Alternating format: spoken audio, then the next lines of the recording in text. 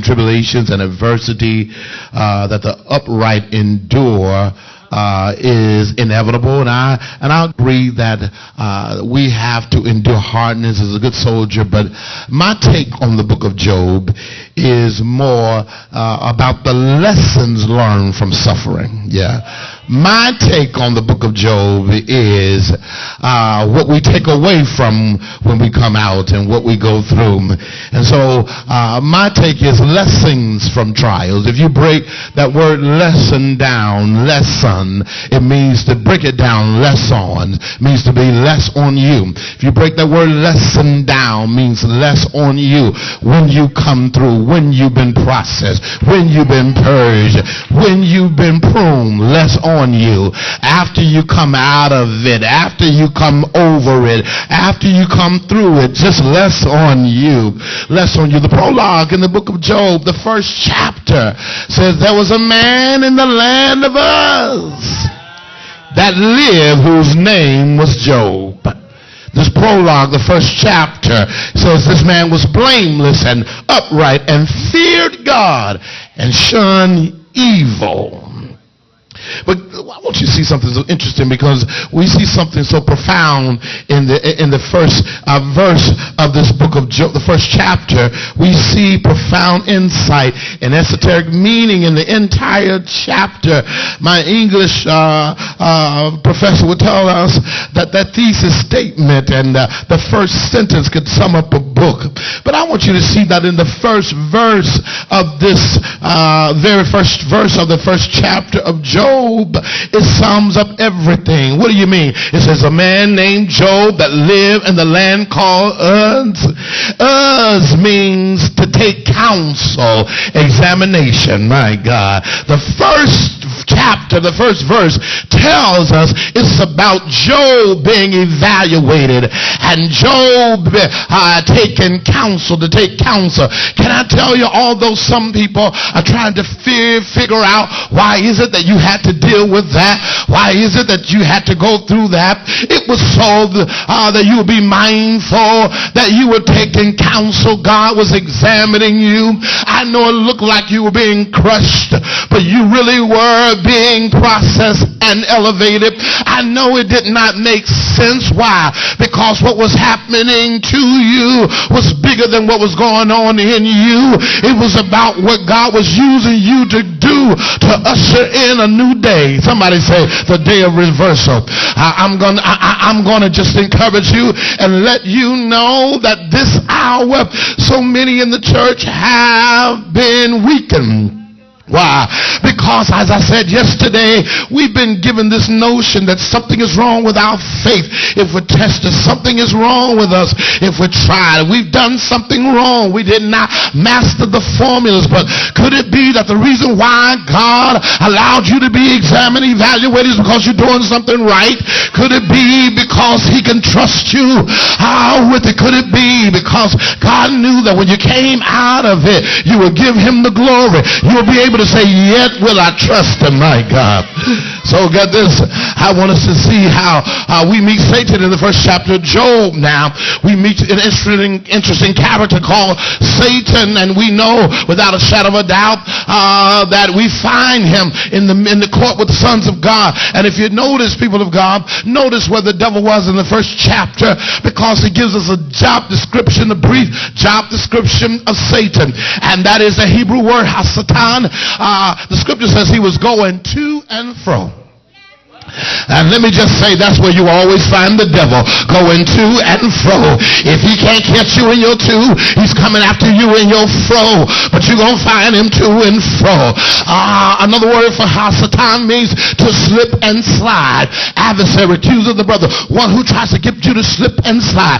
And now ask yourself now, doesn't that fit the description of some folk you know?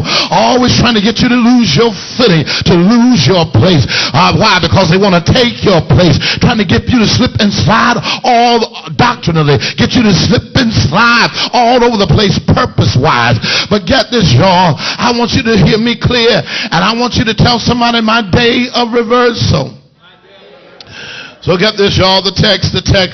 I want you to come in a little closer. The text says Job was upright. The text never said he possessed understanding. My God. Job knew God based on tradition. Before trial, but after he came out of trial, he knew God intimately. He knew his relationship. Some of us heard of God with a hearing ear, but after you came over that last saga, after you got through that last challenge, after you got through that last warfare, you can say, now I know. I heard he was a deliverer, but now I know. I heard he will keep you, but now I know he'll keep my mind. I heard that he was a healer, but now I know he's a doctor. Why? Because I walked it out. I lived it out. I prayed it out. But get this, y'all, come in a little closer to the text and you will find something interesting here. You find now the 42nd chapter of Job. This 42nd chapter. I want you to see something unusual here. Now, according to the culture, women were considered property. You were not considered blessed, or you could say a woman could have children, but she was considered barren if she didn't have any sons. But I want you to see something. I want you to see the day of reversal. The Bible in the 13th verse said Job had 7 sons and 3 daughters. And notice it does not mention the son's name. He named the daughters. He named the daughters. And the first one, Jemima. The second, Keziah. And the third, Karen Hapu. What does that mean? That means after he came through it, he entered into a day of unusual manifestation. I want you to encourage somebody to say something big is about to happen through you. This is unusual. This is unprecedented. This is something that's never happened before. Why? Because God makes a point to name. He defies the odds. My God. He goes against tradition and culture. It's unprecedented. It hasn't happened before. That's why you caught the unusual hardship, because where he's brought you to, you never had before. Your family never seen before. This generation has never experienced before. Your sons and daughter never been here before. It was unusual hell because the blessing is unusual. And can I get you to shout back and say, it's untollable. It's untollable. My God. Get this, y'all. The day, the end, the glory. That's all it means. The day, the end, the glory. Jemima means the day. Keziah means the end. And Karen Hapu means the glory. Your day of reversal. Name in the Bible represents the state of the soul. So get this. He's saying the day, which means it's a new day. My God. The worst is over and the best is here right now.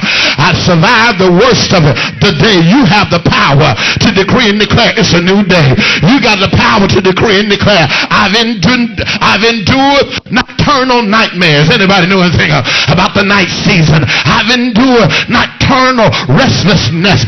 Sometimes you had self-induced insomnia. You were worrying yourself about it. You walked the floor and cried about it. You prayed and cried. You thought through it. You tried to sort through it. You did everything that you could to try to make things work. But God said, after that, this, my God, it's a new day. Tell somebody, it's a new day. Yes, sir. God has sent me something better. It's a new day. Now, you know, name in the Bible simply means anything you name, you define. My God. And so you have the power and the ability to name, and what you name, what you call will come. My God. And so when you're in the midst of the worst season of your life, you can say it's a new day, which means your attitude can change about it. Some of you have been walking around fuming and frustration. You've been aggravated and irritated. But God said to tell you, I want you to let the devil know you ain't going to kill me here. Why? Because God has given me a new day, which means I got bright hope, which means I got promise, which means I got a future. Secondly, not only was it a new day, the day but the end. My God, it's come to the end of it. Can I tell you right now, you reached the end of it. In fact, you saw the last of it last night. How? You saw the end of it yesterday. I tell you, it's the end. I wish I had somebody here who believes in finality. I dare you to open your mouth and say with perfect faith, it's over. My God, I cried my last tear yesterday. It's over. I ain't gonna lose another strand of hair over it. It's over. I missed my last meal, my God. Now I got my step back. I got my swag back. I'm swag, surrounded with all God's glory now. Why? Because it's over. It's over. Some of you need to call it off. Some of you need to call it off. Say it's over. It's over. They had your soul tied up. They had your mind tied up. They had your dream tied up. But after today, you can shout, it's over. My God, you shifted from not enough to just, you shifted from just enough and not enough to more than enough. You've been in your season of overflow. It's over. It's over. All God wanted you to do is to have enough faith to look the devil in his face and say, I know you thought just because you knocked me against the rope that I was going to end it, but I learned to do something called rope-a-dope. Do I have any Muhammad Ali fans in here? I remember Muhammad Ali had the art called the rope-a-dope, and he would make his opponent think that he was knocking him out, but he would lean against the rope and use the rope as leverage. Looked like he was going down, but he was using the rope as a launching pad, and his opponents would wear themselves out. But finally, when he looked like they had no other punch in them, he would bounce back. The Lord said to tell you, you need to learn how to do spiritual rope-a-dope. They hit you with their best shot. They threw everything they could at your mother, at your family, at your finances, at your friends, at your children, after your ministry, after all that you knew. But God said, I just wanted you to know that I left you enough strength to hit him one more time. And after this, you're going down. Tell somebody, just because I'm knocked against the rope don't mean it's over. So I'm coming out swinging, and I ain't going down like that. The end. Oh God, this is your day of reverse. I'm trying to make sure somebody get this on your way to nap, on your way for lunch. My God, I gotta say it again. This is your day of reversal. There's some things that shifted in the heavens while you were here. There were some things that's taken place over this past week that God deliberately used for now. He told me to tell you the set time to favor you has come.